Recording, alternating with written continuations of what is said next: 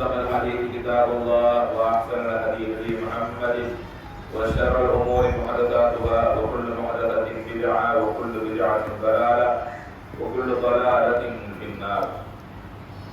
கணியத்திற்குரிய எல்லாம் வல்ல அல்லாஹ் ஜல்ல ஷானஹு வ தஆலாவின் நல்லடியார்களே, அல்லாஹ் ரப்பல் ஆலமீனுடைய மார்க்க கடமைகளில் மிக முக்கியமாக சொல்லப்பட்டிருக்கக்கூடிய இந்த ஜும்ஆ தொழுகையை நிறைவேற்றுவதற்காக நாம் இங்கு ஒன்று கூடி இருக்கின்றோம்.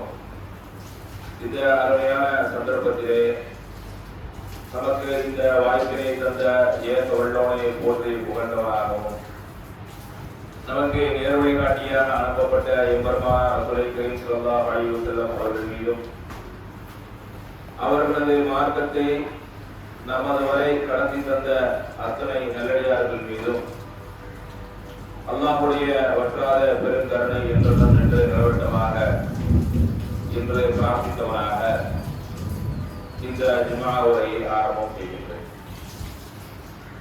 இன்றைய ஜும்ஆ உரையில் நாம் அறிந்து கொள்ளக்கூடிய விஷயம் என்னவென்றால், அலட்சியம் வேண்டாம் என்கிற தலைப்பின் கீழாக சில முக்கியமான விஷயங்களை பற்றி நாம் அறிய இருக்கின்றோம். அல்லாஹ் ரப்பல் ஆலமீன் திருக்குர்ஆனில் பல இடங்களில் சொல்லி காண்பிக்கின்றான், நீங்கள் அல்லாஹ்வுடைய விஷயத்தில் கவனமற்று இருக்கிறீர்களா, அலட்சியமாக இருக்கிறீர்களா என்பது போன்ற பல வசனங்களை நமக்கு அல்லாஹ் கேள்வியாக கேட்கின்றார். இது எதற்காக வேண்டி என்று சொன்னால், நாமெல்லாம் இந்த உலக வாழ்வை எப்படி நினைத்துக் கொண்டிருக்கிறோம் என்று சொன்னால், நாம் இந்த உலகத்தில் படைக்கப்பட்டு விட்டோம், இறைவன் நமக்கு தந்திருக்கக்கூடிய இந்த பகுத்தறிவின் மூலம் சில விஷயங்களை நாம் அறிந்து கொண்டிருக்கின்றோம். நாம் இந்த உலகத்தில் வாழ வேண்டும் என்று சொன்னால்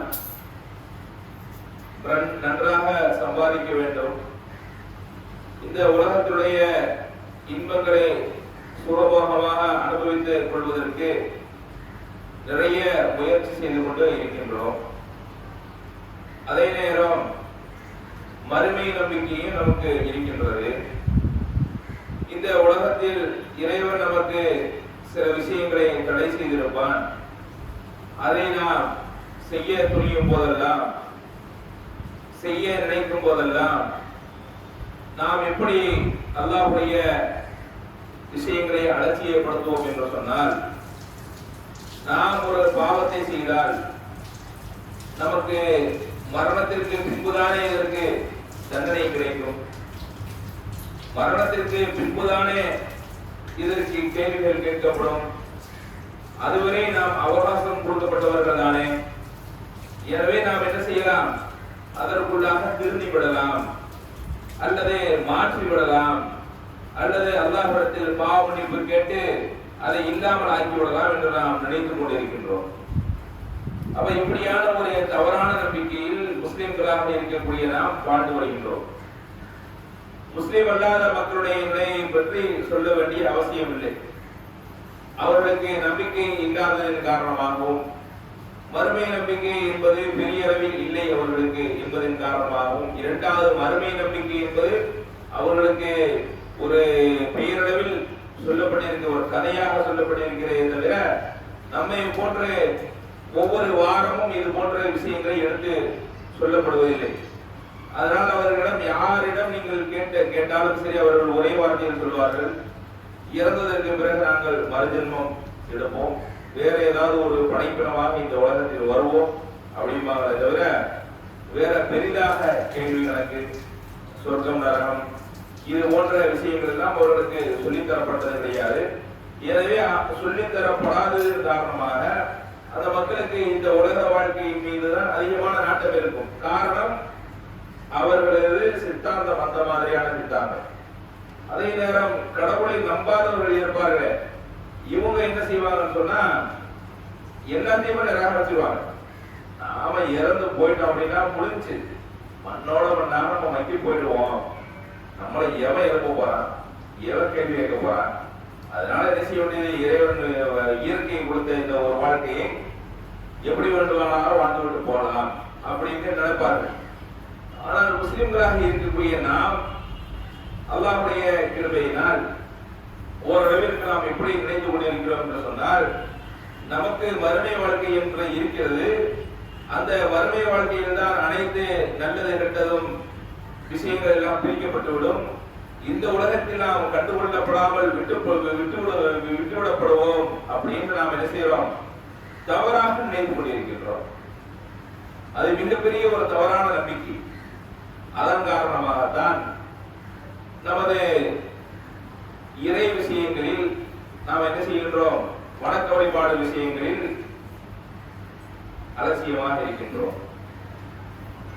வணக்க வழிபாடு விஷயங்களில் அலட்சியமாக இருக்கின்றோம். அல்லாஹ் ஏவிய கட்டளைகளில் நாம் அலட்சியமாக இருக்கின்றோம். அவன் எதையெல்லாம் செய்யக்கூடாது என்று சொன்னானோ அது போன்ற விஷயங்களில் நாம் அலட்சியமாக இருக்கின்றோம். இதன் காரணமாக நமக்கு இந்த உலகத்தில் அல்லாஹ் என்ன நடத்தி காமிக்கிறான் என்று சொன்னால், நமக்கு சில விஷயங்கள் நடக்காவிட்டாலும் கூட நமது உலகத்தில் வாழக்கூடிய சுற்றி இருக்கக்கூடிய சில நிகழ்வுகளை காட்டி அதை அல்லாஹ் நமக்கு சிந்தித்து பார்க்க சொல்கின்றார். ஒவ்வொரு சமுதாயத்திற்கும் சில விஷயங்களை கொடுத்து, இந்த உலகத்தில் சில பேரழிவுகளை கொடுத்து அல்லாஹ் நமக்கு படிப்பினை வர மாட்டீர்களா என்று அல்லாஹ் கேட்கின்றார். எப்படி? இன்றைய சமீபத்திலே நீங்க பாருங்க, தமிழ்நாட்டை விட்டுருங்க. தமிழ்நாட்டை விட்டுட்டு இந்த வருஷம் இல்ல, 2024 நம்ம பக்கத்துல இருக்கக்கூடிய கேரளா, அங்க வயநாடுன்னு ஒரு ஊர் இருக்கு, எல்லாருக்கும் தெரியும். அந்த வயநாடு என்ற ஒரு ஊரு ஒரு அழகான ஒரு முஸ்லிம்கள் அதிகமாக வசிக்கக்கூடிய ஒரு அழகான ஊர். வயநாட்டுக்கு டூர் போனவங்களுக்கு தெரியும். ஒரே இரவுதான், ஒரு இரவுதான், இரவில் கரண்ட் கட்டாகியது. விடியற் காலையில் பார்த்தால் அந்த ஊர் இல்லை. அல்லாஹ் திருக்குர்ஆன்ல சொல்றாங்க, அவர்களது அடிப்பகுதியை நாம் மேற்புறமாக மாற்றிவிட்டோம் அப்படின்னு. எப்படி இருக்கிறது என்று சொன்னால், அப்படியே ஒரு பள்ளத்தாக்கு மாதிரி ஒரு ஆறு ஒன்று ஓடுது. அந்த ஆற்று ஓரங்களில் இந்த பக்கமும் வீடுகள். அந்த வீடுகளை எல்லாம் காலையில் காணவில்லை. கிட்டத்தட்ட பல்லாயிரக்கணக்கான மக்கள் இறந்து போயிட்டாங்க. அதாவது காணாமல் போனவர்கள் இறந்து போனவர்களாக அறிவிக்கப்பட்டார்கள். ஏன்? உயிரோட என்ன செஞ்சாங்க? அவங்க பூமிக்குள்ள புதைந்து போய்விட்டார்கள். இது நடந்து எவ்வளவு நாள் ஆகுது? ஒரு 6 மாசத்துல இருந்து ஒரு 8 மாசம் இருக்கு. ஆனால் நமது நினைவில் இருக்கிறதா என்று கேட்டால் நாம் மறந்துவிட்டோம். அதன் மூலமாக நாம் ஏதேனும் படிப்பினை பெற்றோமா என்று கேட்டால் படிப்பினை பெறவில்லை. சரி, அதை விட்டு விடுவோம். இது இறைவனுடைய இயற்கை பேரழிவு. உலகத்தில் மனிதர்களுடைய தவறின் காரணமாகவும் மனிதனுடைய தீய சிந்தனைகளின் காரணமாகவும் ஒவ்வொரு நாளும் கிட்டத்தட்ட உலகம் முழுக்க 2000 பேர்கள் கொல்லப்படுகிறார்கள். எப்படி கொல்லப்படுகிறார்கள் என்று சொன்னால், போர் என்ற பெயரில் கொல்லப்படுகிறார்கள். ரஷ்யா உக்ரைன் போர் நடந்து கொண்டிருக்கின்றது. அங்கு மக்கள் என்ன செய்ய கொல்லப்படுகிறார்கள். அதைவிட பன்மடங்காக பாலஸ்தீனத்திலே அப்பாவி பொதுமக்கள், பெண்கள், அதிகமாக குழந்தைகள் அந்த வம்சாவளியே இருக்கக்கூடாது என்று சொல்லி மனித வடிவில் வாழக்கூடிய ஷைத்தான் நெதன்யாஹு என்ன செய்கின்றான்? அவனுக்கு சப்போர்ட்டாக அமெரிக்க அதிபர் ட்ரம்ப் உட்பட, இதற்கு முன்னாடி ஜோ பைடன் இருந்தார், இவர்கள் எல்லாம் கூட்டாக சேர்ந்து ஒரு ஈவு இரக்கமற்ற ஒரு செயலை செய்து கொண்டிருக்கிறார். இன்று அது போன்ற ஒரு வாழ்க்கை நமக்கு கிடைத்தால் நாம் அதையெல்லாம் எப்படி சமாளிப்போம் என்று நாம் ஒரு நிமிடம் கற்பனை செய்து பார்க்க வேண்டும். அவர்களது இடத்தில் நாம் இருந்தால் வீடு இல்லாமல், உடுத்த உடை இல்லாமல், உறங்குவதற்கு இடமில்லாமல், மரம் ஜலம் கழிப்பதற்கு ஒரு ஒதுக்குப்புறம் இல்லாமல், குடிப்பதற்கு தண்ணீர் இல்லாமல், சாப்பிடுவதற்கு உணவில்லாமல், வெயிலிலும் மழையிலும் தன்னை காத்துக் கொள்வதற்கு ஒரு ஒதுங்கிடம் இல்லாமல், வெட்ட வெளியில் வாழக்கூடிய அல்லது இருக்கக்கூடிய ஒரு சில பொருட்களை வைத்து மறைத்து வாழக்கூடிய ஒரு சூழ்நிலை ஏற்பட்டால் நாம் அதை எப்படி கையாள்வோம் என்பதில் ஒரு பெரிய கேள்வி. அல்லாஹ் இது போன்ற ஒரு நிலையிலிருந்து நம்மை பாதுகாத்து வைத்திருக்கிறான் என்று சொன்னால் நாம் எப்படி அலட்சியமாக இருக்க முடியும்? நாம் இது போன்ற நேரங்களில் நாம் என்ன நினைத்து பார்க்க வேண்டும் என்று சொன்னால், அல்லாஹ்விற்கு அதிகமாக நன்றி செலுத்தக்கூடியவராக நாம் ஆக வேண்டும்.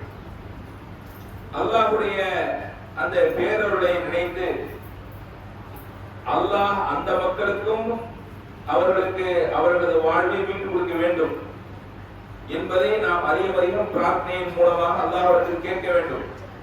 அதே நேரம் இப்படியான ஒரு நிகழ்வு நடந்துவிட்டால் நாம் விதியின் மீது வழியை போடுவதை தவிர வேறு என்ன செய்ய முடியும்? சொல்லுங்க.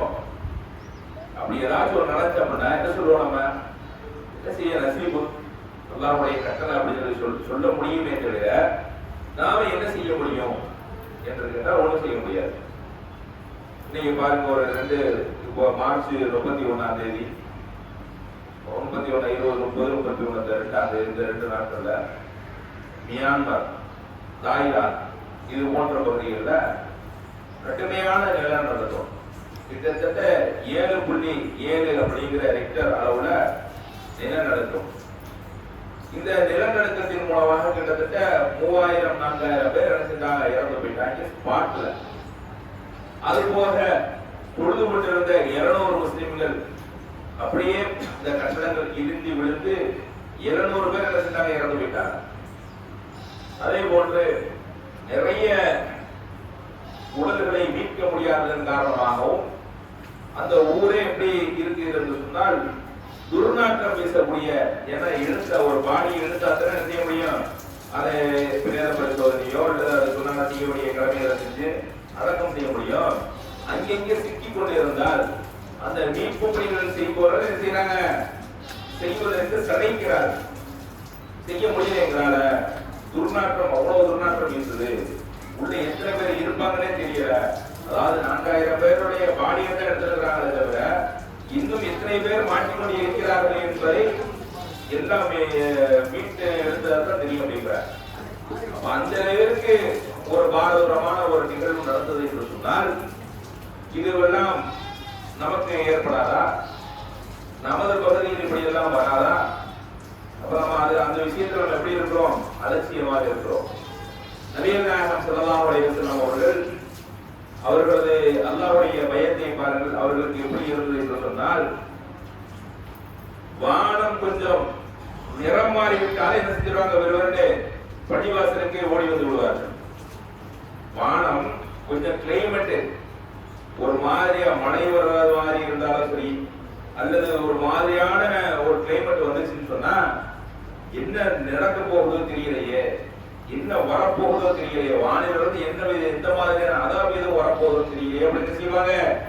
பள்ளிவாசலுக்கு வந்து என்ன செஞ்சிருவாங்க? 2 ரக்காயத்துகள் பொழுது அல்லாஹ்விடம் கையேந்தி விடுவார். இதன் மூலமாக நமக்கு மார்க்கம் என்ன வழி காண்பிக்கிறது என்று சொன்னால், நீங்கள் அல்லாஹ்வையே சார்ந்து இருங்கள், அல்லாஹ்வோடைய தொடர்பில் இருங்கள், அல்லாஹ்விடத்திலே அதிகமாக பாதுகாப்பு தேடிக்கொண்டே இருங்கள். எதுவும் எப்பொழுதும் உங்களுக்கு நடக்கலாம், நீங்கள் எப்படியே இருந்து விடுவீர்கள் என்று எண்ணிக்கொள்ளாதீர்கள் என்பது போன்ற விஷயங்களை தான் நமக்கு சொல்லி காட்டி இருக்கின்றது. அதுபோல இன்றைய காலகட்டத்திலே நாம் திடீரென்று வரக்கூடிய நிகழ்வுகளை பற்றி நாம் பேசிக்கொண்டு இருக்கின்றோம், நடந்த விஷயங்களை பற்றி நாம் பேசிக்கொண்டு இருக்கின்றோம். ஆனால் இன்றைய அறிவியல் விஞ்ஞானம் இனி வரக்கூடிய காலங்களில் என்னென்ன மாதிரியான ஆபத்துகள் எல்லாம் இந்த உலகிற்கு வரப்போகிறது என்று இப்பொழுதே கணிக்க தொடங்கிவிட்டார்கள். அதில் ஒரு பகுதியாக ஜப்பானில் மிகப்பெரிய நிலநடுக்கமும் சுனாமியும் வர தயாராக கொண்டிருக்கிறது. அந்த நிலநடுக்கமும் சுனாமியும் வந்தால் ஜப்பானுடைய மக்கள் 3 லட்சம் பேர் என்ன செய்வாங்க, இறந்து போவார்கள் அப்படின்னு சொல்லி இன்னைக்கு ஆய்வுல கண்டுபிடிச்சு சொல்லியிருக்கிறாங்க. அதற்காக வேண்டிய முன்னெச்சரிக்கை என்ன செய்யறாங்க, சில நடவடிக்கைகளை இப்பயே ஜப்பானுடைய அரசு ஈடுபட்டு கொண்டிருக்கிறது. அல்லாஹ் நாடினாலே தவிர அவனது அந்த தண்டனையிலிருந்து நம்மால் தப்பிக்க முடியாது. அல்லாஹ் சில நேரம் உயிரை எடுத்து சோதி மகான் சொல்றாங்க, ஒரு நபுலுவன்னக்கும் பிஷைஇம் மினல் ஹௌஃபி வல் ஜூஇ வ நக்ஸின் மினல் அம்வால், உங்களுக்கு பசியின் மூலமாக சோதனை ஏற்படுத்துவோம், உயிரை எடுத்து சோதனை ஏற்படுத்துவோம், பொருளாதாரத்தை சிதைத்து சோதனை ஏற்படுத்துவோம், விளைநிலங்களை அழித்து சோதனை ஏற்படுத்துவோம் அப்படின்னு அல்லாஹ் ரப்பல் ஆலமீன் ஒரு சோதனையாக சொல்லியிருக்கிறார். இது இப்பேற்பட்ட இந்த சோதனைகளை விட்டும் நாம் எப்படி இருக்கிறோம் என்று சொன்னால், இந்த சோதனையான விஷயங்களை விட்டும் அலட்சியமாக இருக்கின்றோம். எனவே நாம் எப்படி இருக்க வேண்டும் என்று சொன்னால், அதிகமாக அல்லாஹ்விடம் பாவ மன்னிப்பு கேட்கக்கூடியவராக இருக்க வேண்டும். அதிகமாக அல்லாஹ்வை பற்றி நல்லெண்ணம் கொள்ளக்கூடியவராக நாம் இருக்க வேண்டும். எப்படி நாம் நல்லெண்ணம் கொள்ள வேண்டும் என்று சொன்னால், ரசூல் ஸல்லல்லாஹு அலைஹி வஸல்லம் சொல்றாங்க, நீங்கள் இறைவனை பற்றி என்ன நினைக்கிறீர்களோ, எப்படி நினைக்கிறீர்களோ அதன்படி அவன் நடந்து கொள்கிறான். இறைவனை பற்றி நீங்கள் எப்படி நினைக்கிறீர்களோ அப்படி நடந்து கொள்கிறான். அப்ப நாம் இறைவனை பற்றி பெரும்பாலும் எப்படி நடந்தால் நாம் எப்படி நினைப்போம்? பொதுவா சைக்காலஜிக்கலா இப்போ ஒரு மனிதன் அல்லாஹ்விற்கு கட்டுப்படவே மாட்டேங்கிறான், அல்லாஹ்வுடைய எந்த ஒரு சொல்லையும் கேட்க மாட்டேங்கிறான், அல்லாஹ் தடுத்த விஷயங்களை செய்து கொண்டிருக்கின்றான், அல்லாஹ்விற்கு மாற்றமான காரியங்களை நடந்து கொண்டிருக்கின்றான். அவன்கிட்ட போய் உனக்கு அல்லாஹ் உதவி செய்ய வரணும்னு கேட்டா என்ன சொல்லுவான்? பொதுவா நாமளே என்ன சொல்லுவோம், அல்லாஹ்வுக்கு அல்லாஹ்விற்கு நான் எந்த விதமான நன்றியும் செலுத்துறது இல்லை, அல்லாஹ்விற்கு பயப்படுவதும் கிடையாது, இறைவனுக்கு செய்ய வேண்டிய காரியங்கள் எதையும் நான் செய்யறதில்லை, பிறகு எப்படி எனக்கு இறைவன் என்ன செய்யப்பான், ஏன்னா நினைச்சா பெரிய கஷ்டம் தான், ஒன்றும் செய்ய மாட்டான், இதையெல்லாம் அவன் தண்டிக்காம விட்டாலே பெரிய விஷயம் அப்படின்னு நினைப்போம். அதுதான் யதார்த்தம். ஒரு கடையில வேலை செய்யறோம், வேலை செய்யாம எங்க ஓனர் எனக்கு சம்பளம் தருவாரு அப்படின்னு ஒரு ஊழியர் நினைப்பாரா? அப்படி நினைத்தால் அது தவறான எண்ணம். அப்போ நல்ல வேலை செய்யற ஒரு ஊழியர்கிட்ட போய் கேட்டோம்னா அவர் என்ன சொல்லுவாரு, நான் நல்லா வேலை செய்யறேன், எனக்கு நல்ல கூலி கிடைக்கும் அப்படின்னு சொல்லுவாரா இல்லையா? இது சைக்காலஜி, இதுதான் பொதுவான எண்ணம். அப்ப இறைவனை பற்றி நல்லெண்ணம் வர வேண்டும், நல்லெண்ணம் வைக்க வேண்டும் என்று சொன்னால் நாம் என்ன செய்ய வேண்டும்? நல்லெண்ணங்கள் வரும்படியான அமல்களை நாம் செய்ய வேண்டும். நல்லெண்ணங்கள் வரும்படியான அமல்களை செய்ய வேண்டும். அது மட்டுமல்லாமல் அல்லாஹ்வுடைய அந்த தண்டனையிலிருந்து பாதுகாப்பதற்காக வேண்டியான அமல்களை நாம் அதிகப்படுத்த வேண்டும். உதாரணமா ரசூல் ஸல்லல்லாஹு அலைஹி சொல்றாங்க, ஒரு இறை நம்பிக்கையாளர் அல்லாஹ்வுடைய தண்டனையை பற்றி அறிவார்களாயின் அல்லாஹ்வுடைய சொர்க்கத்திற்கு ஆசைப்பட மாட்டார்கள், மாறாக இந்த தண்டனையிலிருந்து தப்பித்துக் கொண்டால் போதும் என்றுதான் நினைப்பார்கள் அப்படிங்கிறாங்க ரசூல் ஸல்லல்லாஹு அலைஹி வஸல்லம். என்ன சொல்றாங்க, அல்லாஹ்வுடைய தண்டனையை பற்றி ஒரு இறை நம்பிக்கையாளர் முழுமையாக அறிவார் என்று சொன்னால் எனக்கு சொர்க்கம் கூட வேண்டாம், இந்த தண்டனையிலிருந்து என்னை காப்பாற்ற அப்படின்னு சொல்லிதான் என்ன செய்வாரு, அவர் நினைப்பாரே தவிர அவர் சொர்க்கத்திற்கு ஆசைப்பட மாட்டார் அப்படின்னு சொல்றார்.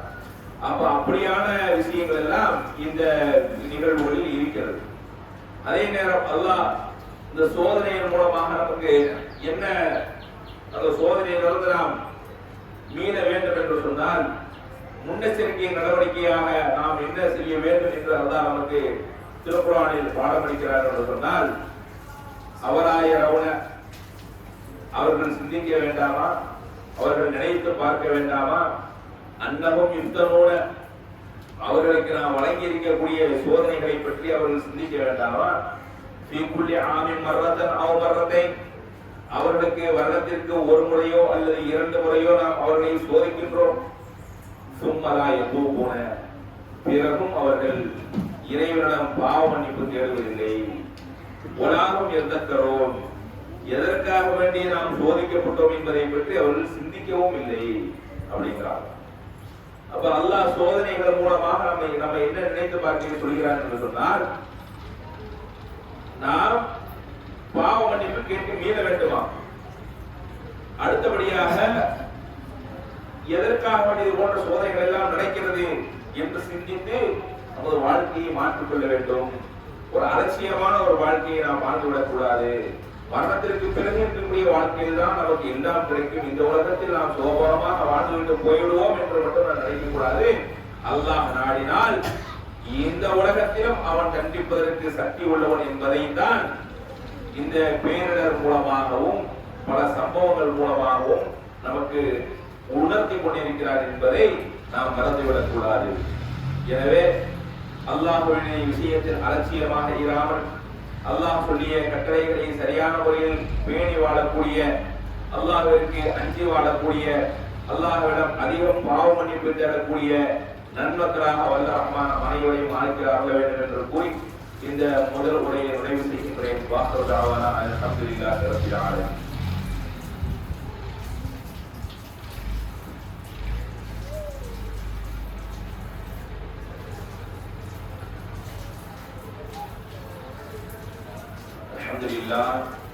அல்ஹம்துலில்லாஹ் வஹ்தஹு வஸ்ஸலாத்து வஸ்ஸலாமு அலா மன் லா நபிய்ய பஅதஹு. கண்ணியத்திற்குரிய எல்லாம் வல்ல அல்லாஹ் ஜல்ல ஷானஹு வ தஆலாவின் நல்லடியார்களே,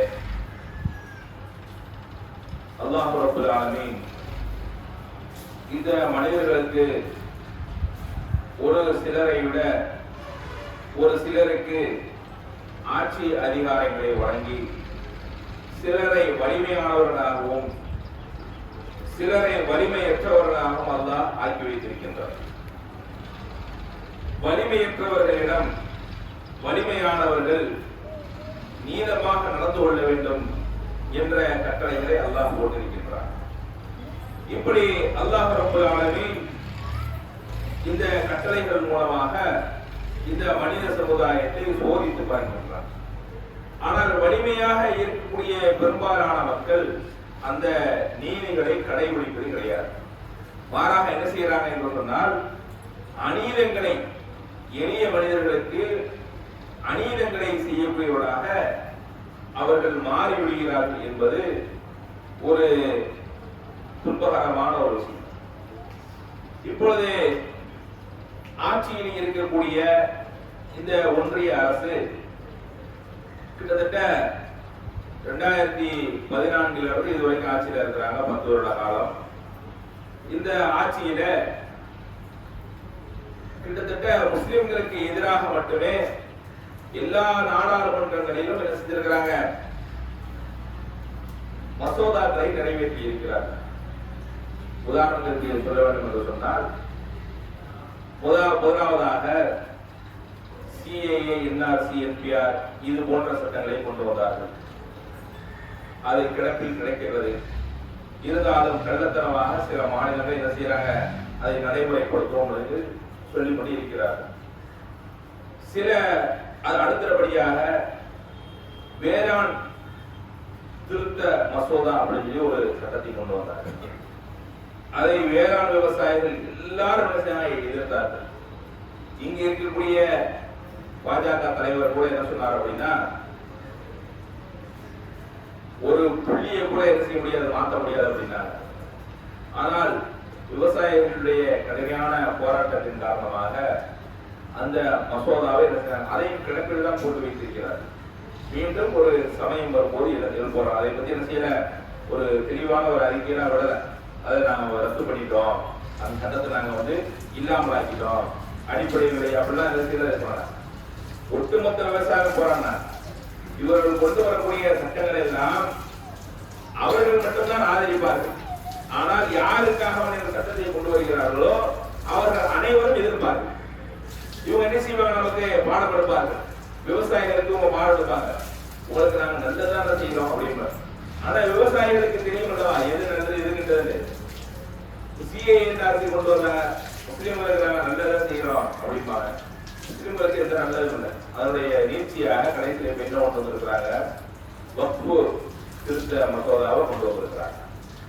இந்த வக்ஃபு திருத்த மசோதாவின் மூலமாக என்ன சொல்ல வருகிறார் என்று சொன்னால், சட்டப்பூர்வமாக முஸ்லிம்களுடைய சொத்துக்களை இனி நாங்கள் பறித்துக் கொள்வோம் அப்படிங்கிற ஒரு விஷயத்தை அவர்கள் மறைமுகமாக சொல்லியிருக்கிறார்கள். பல எதிர்கட்சிகள் நிறைய திருத்தங்களை கொண்டு வர வேண்டும் என்று கூட்டுக்குழு எல்லாம் அமைத்தார்கள். கூட்டுக்குழு என்ன செய்யுது என்று சொன்னால் கண் துடைப்பிற்காக ஒரே ஒரு நாள் அவகாசம் கொடுத்து இன்னைக்கு நைட்டு வந்து என்ன செய்யுங்க, உங்களுடைய எதிர்ப்பு என்னென்ன மாற்றம் சொல்லுங்க அப்படின்னு சொல்லிட்டு ஒரு நைட் என்ன செய்யறாங்க, கூப்பிடுறாங்க. அனைத்து எம்பிக்களும், சில பேருக்கு உடல்நல சரியில்லாம இருப்பாங்க, சில பேர் போக முடியாத சூழல இருப்பாங்க. இங்க ஒவ்வொரு மாநிலத்திலும் போனோம்னு சொன்னால் சும்மா சாதாரண விஷயமா, டெல்லிக்கு போகணும்னு சொன்னால் பிளைட்ல போறது என்றாலும் இது ஒரு கஷ்டமான ஒரு காரியம் தான். இப்ப நாம தமிழ்நாட்டுல பிளைட்ல போனோம் அப்படின்னா, நம்ம ராம்நாட்ல உள்ள எம்பி இருக்கிறாங்களோ எப்படி போக முடியும்? இங்க இருந்து மதுரைக்கு போகணும். முதல்ல அங்க இருந்து என்ன செய்யணும், முதல்ல டெல்லிக்கு பிளைட் வரணும். அந்த பிளைட் என்ன செஞ்சு ஏறி டெல்லிக்கு போய் இறங்கி திருப்பி அங்கிருந்து அந்த நாடாளுமன்ற அந்த ஏரியாவுக்கு போய் அது கிட்டத்தட்ட ஒரு பெரிய ப்ராசஸ் வைங்க.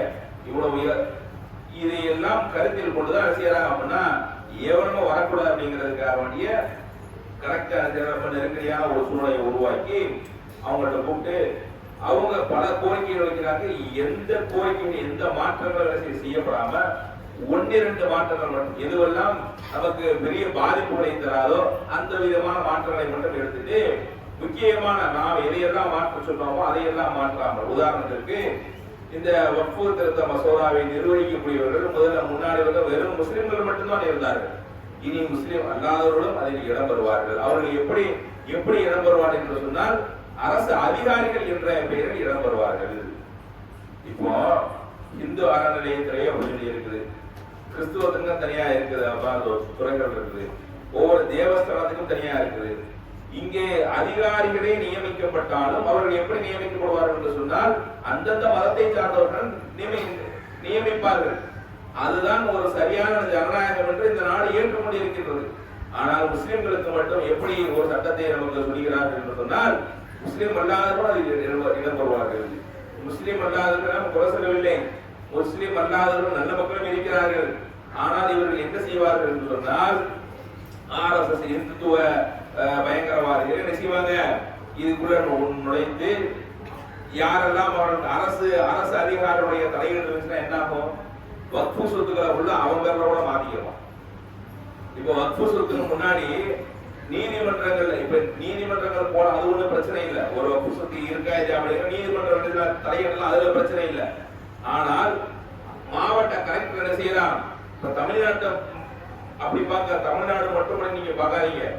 கிட்டத்தட்ட வக்ஃபு சொத்துடைய மதிப்பு எவ்வளவு கேட்டீங்க அப்படின்னா 1,20,000 கோடி ரூபாய் அளவுக்கு சொத்து இருக்கு. எத்தனாயிரம் கோடி? 1,20,000 கோடிக்கு அதிகமான சொத்துக்கள் வக்ஃபுக்கு முஸ்லிம்கள் அல்லாஹ்வுடைய பாதையில் தர்மம் செய்திருக்கிறார்கள்.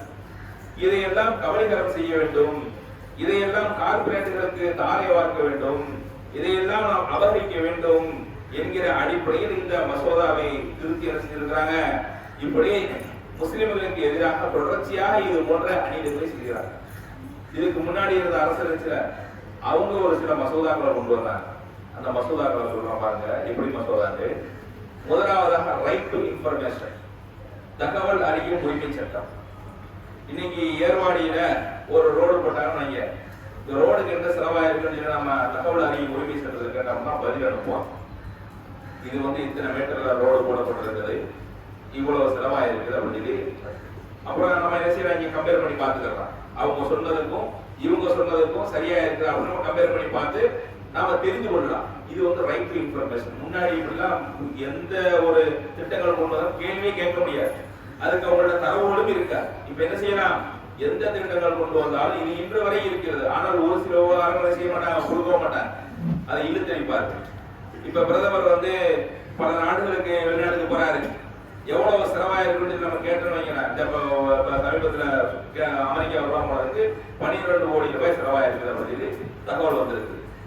அப்ப முன்னாடி அந்த தகவல்லாம் இல்லை. அதன் மூலமாக என்ன ஒரு பலன் என்று சொன்னால் அரசியல்வாதிகள் தான் தோன்றத்தனமாக என்ன செய்ய முடியாது, செலவுகளை விரிவாக்கி கொள்ள முடியாது அப்படிங்கிற ஒரு சின்ன ஒரு கனிவான மாதிரியான ஒரு சட்டம். அதற்கு அடுத்தபடியாக என்ன, இன்னைக்கு ஏழை எளிய மக்கள் பயன்பெறக்கூடிய அளவில 100 நாள் வேலை செய்யறாங்களா இல்லையா? அவங்க வேலை செய்யறாங்க செய்யல, அது ரெண்டாவது விஷயம். 100 நாள் வேலைக்கு ஒரு வேலை இருக்கு, ஒரு ஆப்ஷன் இருக்கு, அதுக்கு போறாங்க.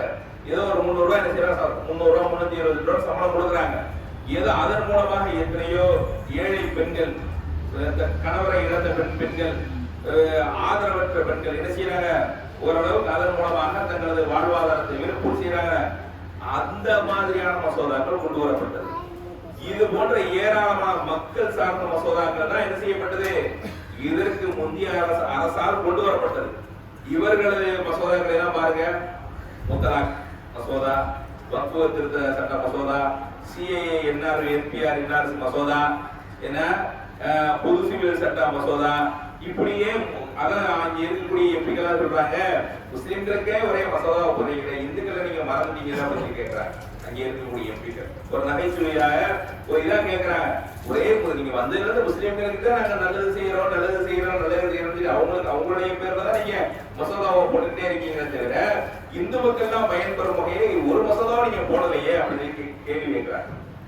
ஆனால் இவர்கள் நினைத்துக் கொண்டிருக்கிறார்கள், நாம் இப்படியே தொடர்ந்து விடுவோம், நமக்கு மேல சக்தி உள்ளவன் எவனும் இல்லை என்று இவர்கள் நினைத்து என்ன செய்யறாங்க, இப்படி ஆடிக்கொண்டே இருக்கிறார்கள். இதற்கு தான் அல்லாஹ் ரப்பல் ஆலமீன் சம்மட்டி அடியை அறிக்கும் மூலமாக சில கேள்விகளை கேட்கின்றான். அயஹஸபு அல்ல யக்திர அலைஹி அஹத், அவர்கள் மீது ஒருவரும் சக்தி வர மாட்டார்கள் என்று எண்ணிக்கொண்டிருக்கிறார்களா? அல்லாஹ் கேட்கிறான். இதற்கு முன்பாக எத்தனையோ சமுதாயங்கள், எத்தனையோ தலைவர்கள், எத்தனையோ ஆட்சியாளர்கள் சிறுபான்மையின மக்கள் மீது இப்படித்தான் என்ன செய்வாங்க, அடக்குமுறைகளை கட்டமைத்து விடுவார்கள், அவர்களது உரிமைகளை பறிக்கும் செயல்களில் ஈடுபடுவார்கள். அதை என்ன செய்வாங்க, பார்த்துக்கிட்டே இருப்பானா? உழவரை பார்த்தாச்சு, ஹிட்லரை பார்த்தோம், முசோலினியை பார்த்தோம், ஃபிரௌனை பார்த்தோம், எவ்வளவோ மன்னர்கள், எவ்வளவோ கடைசி அவர்களது முடிவு எப்படி இருந்தது?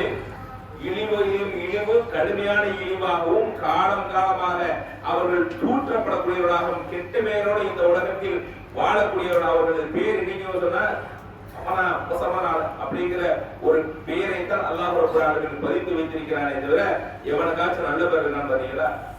அவர்கள் எல்லாம் இருந்த சுவடே தெரியாமல் எல்லாம் வாசல் பண்ணிட்டான். அதே போன்று உங்களை அல்லாஹ் ரப்பல் ஆலமீன் வாசல் பண்ணுவதற்கு எவ்வளவு நேரம் ஆகிவிடும். எனவே அல்லாஹ்வுடைய அருளில் சிறுபான்மையை மக்களாக இருக்கக்கூடிய முஸ்லிம்கள் நாம் நம்பிக்கை இருந்து விடக்கூடாது. அல்லாஹ்வுடைய அன்பும் அருளும் நமக்கு கிடைக்க வேண்டும் என்று சொன்னால் நாம் முன்னே சொன்னது போல அல்லாஹ்வுடைய அருளின் மீது நம்பிக்கை இழக்காமல் அல்லாஹ்வுடைய உதவியை எதிர்பார்த்தவர்களாக அல்லாஹ்விற்கு கட்டுப்பட்டு வாழக்கூடிய, அல்லாஹ்வுடைய கட்டளைகளை ஏற்று நடந்து வாழக்கூடிய நன்மக்களாக நாம் மாற வேண்டும், அதற்கு முயற்சிக்க வேண்டும். எனவே இது போன்ற அல்லாஹ் ரப்பல் ஆலமீனுக்கு கட்டுப்பட்டு வாழக்கூடிய, அவனது விஷயங்களில் அலட்சியப்படுத்தாமல் இருக்கக்கூடிய நன்மக்களாக வளரமான அனைவரை மாற்றியார்கள் என்று போய் இந்த ஜும்மாவை நிறைவு செய்கின்றோமாக அல்ஹம்துலில்லாஹி ரப்பில் ஆலமீன். கொஞ்சம் முன்னால வந்துருங்கடா, ஒரு சத்துவாங்க பார்த்த ஓடியா முன்னாடி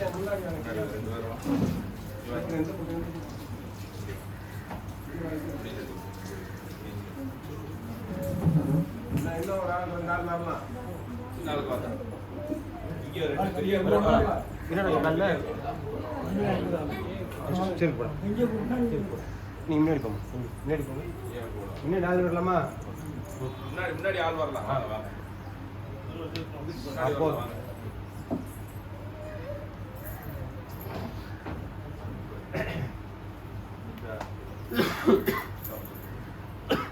الله أكبر الله أكبر أشهد أن لا إله إلا الله وأن محمدا رسول الله حي على الصلاة حي على الفلاح قد قامت الصلاة قد قامت الصلاة الله أكبر الله أكبر لا إله إلا الله.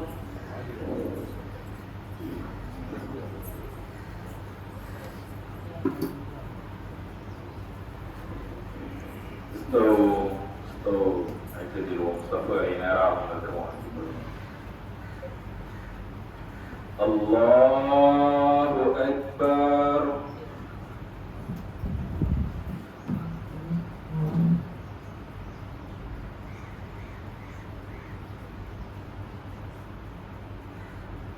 الحمد لله رب العالمين الرحمن الرحيم مالك يوم الدين إياك نعبد وإياك نستعين اهدنا الصراط المستقيم صراط الذين أنعمت عليهم غير المغضوب عليهم ولا الضالين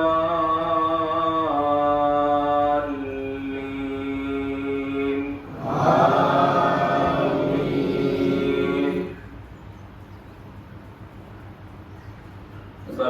اسم ربك الأعلى الذي خلق فسوى والذي قدر فهدى والذي أخرج المرعى فجعله غثاء نحوا سنقرئك فلا تنسى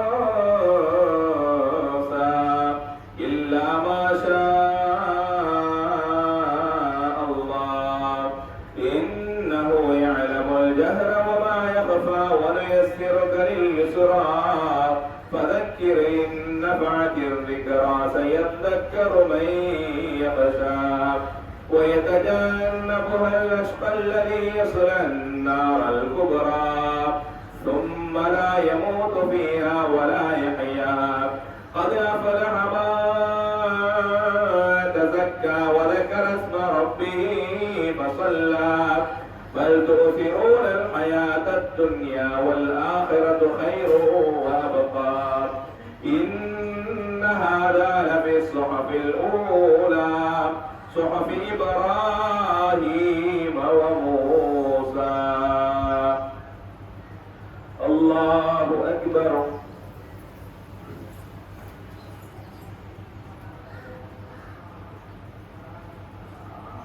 سمع الله لمن حمده. الله أكبر.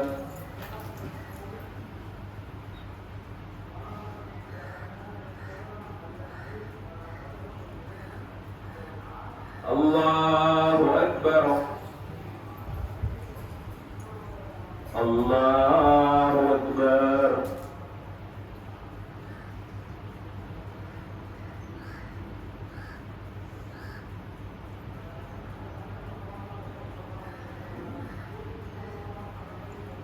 الله أكبر. الحمد لله رب العالمين الرحمن الرحيم مالك يوم الدين إياك نعبد وإياك نستعين اهدنا الصراط المستقيم صراط الذين أنعمت عليهم غير المغضوب عليهم ولا الضالين.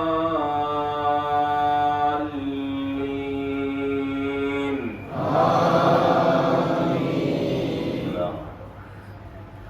هل أتاك حديث الغاشية وجوه يومئذ خاشعة عاملة ناصبة تصلى نارا حامية تسقى من عين آنية ليس لهم طعام إلا من ضريع لا يسمن ولا يغني من جوع وجوه يومئذ ناعمة لسعيها راضية في جنة عالية لا تسمع فيها لاغيا فيها عين جارية فيها سرر مرفوعة وأكواب موضوعة ونمارق مصفوفة وزرابي مبثوثة أفلا ينظرون إلى الإبل كيف خلقت وإلى السماء كيف رفعت وإلى الجبال كيف نصبت وإلى الأرض كيف سطحت فذكر إنما أنت مذكر لست عليهم بمسيطر إلا من تولى وكفر فيعذبه الله العذاب الأكبر إن إلينا إيابهم ثم إن علينا حسابهم. الله أكبر.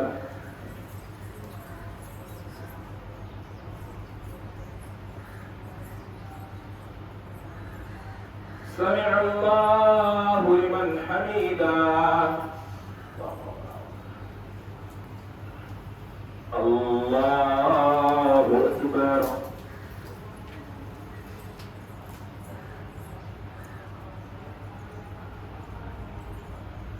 الله أكبر. الله أكبر.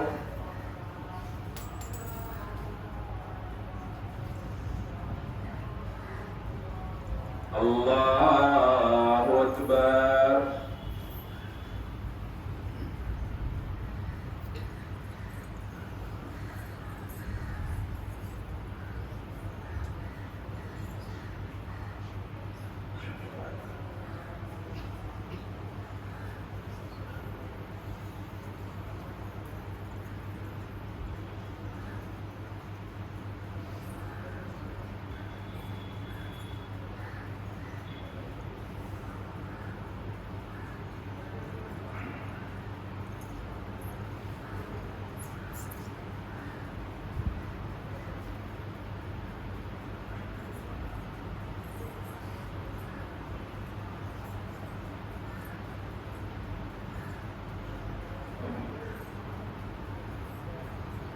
السلام عليكم ورحمة الله. السلام عليكم ورحمة الله. الله أكبر. اللهم صل